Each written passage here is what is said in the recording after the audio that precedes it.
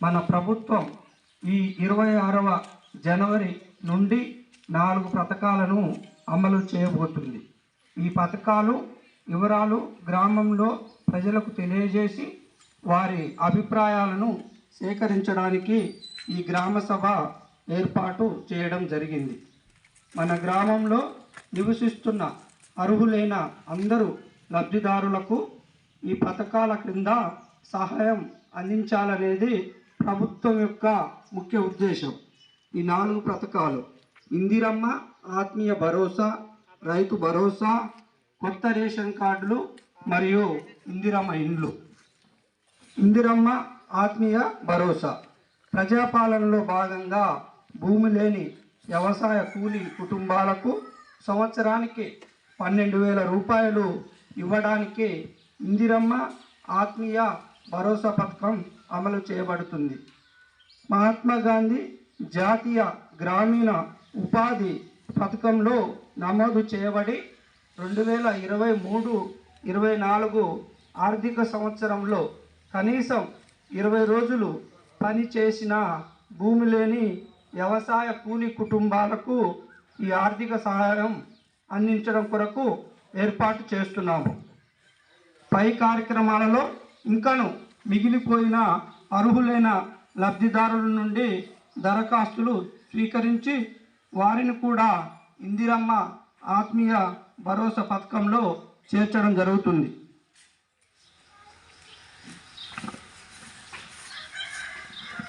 రైతు భరోసా వ్యవసాయ అభివృద్ధి మరియు రైతు సంక్షేమమే మన ప్రభుత్వం మొదటి ప్రాధాన్యత.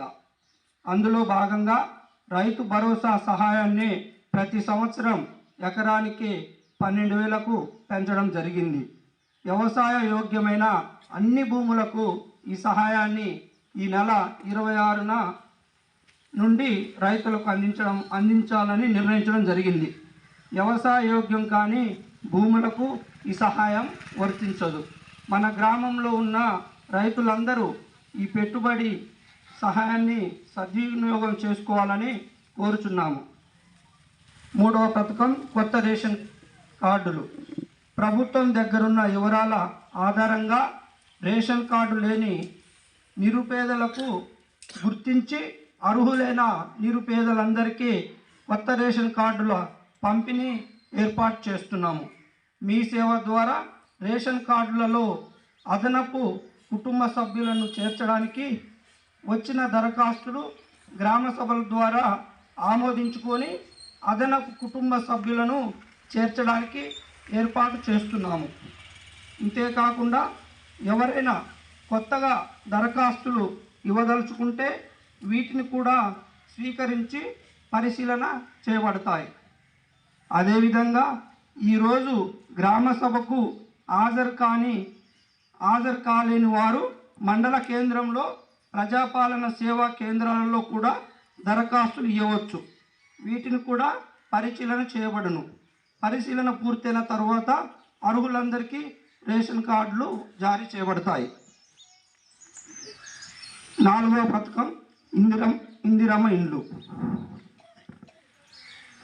గత గ్రామ సభలో మన గ్రామంలో ఇండ్లు లేని వారి నుంచి దరఖాస్తులు స్వీకరించాము. అట్టి దరఖాస్తులను క్షేత్రస్థాయిలో పరిశీలించడం జరిగింది. ఈ క్షేత్ర పరిశీలనలో ఇంటి స్థితిగతులను, ఇప్పుడు నివసిస్తున్నటువంటి ఇంటి కప్పు వివరాలు, ఇల్లు కట్టుకోవడానికి కావలసిన స్థలాన్ని పరిశీలించి ఫోటోలు కూడా తీసుకోవడం జరిగింది. 40 ఏళ్లలోపు యువ వితంతులు, పారిశుధ్య కార్మికులు, అంగవైకల్యం కలవారు, భూమి లేని నిరుపేదలు మరియు ట్రాన్స్జెండర్లను ప్రత్యేకంగా గుర్తించడం జరిగింది. ఇల్లు కట్టుకునేందుకు స్థలం ఉన్నవారి ఒక జాబితాగా, స్థలం లేని వారిని 2వ జాబితాగా గ్రామ సభలో మీ ముందు ఉంచుతున్నాం.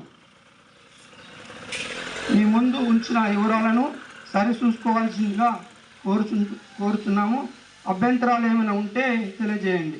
గ్రామ సభలలో దరఖాస్తు చేసిన వారు మరియు ఈ జాబితాలో లేని వారు కూడా మరలా దరఖాస్తు పెట్టుకోగలరు. అన్ని వివరాలు సేకరించిన తర్వాత అర్హులైన అందరికీ ఇండ్లు మంజూరు చేయబడతాయి. మన గ్రామం నుంచి ఇందిరమ్మ ఇళ్లకు మనకు అప్లికేషన్స్ ఇంటి స్థలం లేకుండా ఇల్లు లేకుండా ఉన్నటువంటి వారు 82 మందిని గుర్తించడం జరిగింది. అదేవిధంగా ఇంటి స్థలం ఉండి ఇల్లు లేని వారు, పక్కా ఇల్లు లేని వారు 388 మంది ఉన్నారండి. కొత్త రేషన్ కార్డులు మన గ్రామంలో దరఖాస్తులు అంటే ఆన్లైన్లో పెట్టుకోవడం కానీ ప్రజాపాలనలో తీసుకున్నటువంటి దరఖాస్తులు వచ్చేసి మొత్తము 443 ఉన్నవి. మా శాఖల వారీగా వారు ఇప్పుడు తెలియజేస్తారు. మీరు అందరూ ఎవరైతే లబ్ధిదారులు ఉన్నారో అందరూ మీకు ఏమైనా అభ్యంతరాలు ఉంటే తెలియజేయండి. అప్లికేషన్ ఇంతకుముందు ఇవ్వని వారు కూడా ఇప్పుడు మేము ఇక్కడ దరఖాస్తులు తీసుకోవడం జరుగుతుంది. దరఖాస్తులు కూడా ఇవ్వాల్సిందిగా కోరుచున్నాం. Thank you.